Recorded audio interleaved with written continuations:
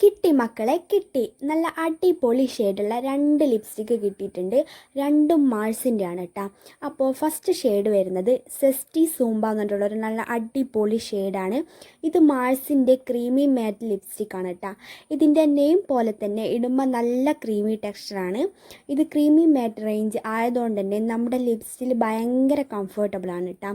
വളരെ ലൈറ്റായിട്ട് മാത്രമേ ഇത് ട്രാൻസ്ഫർ ചെയ്യുള്ളൂ. അതുകൊണ്ട് തന്നെ നല്ല ലോങ് ലാസ്റ്റിംഗ് ആണ്. 4 to 5 hours വരെ നന്നായിട്ട് നിൽക്കുന്നുണ്ട് നമ്മുടെ ലിപ്പിൽ. അപ്പോൾ ലാസ്റ്റ് ഞാൻ ഇതൊന്ന് സ്വാച്ച് ചെയ്ത് കാണിച്ചു തരാം.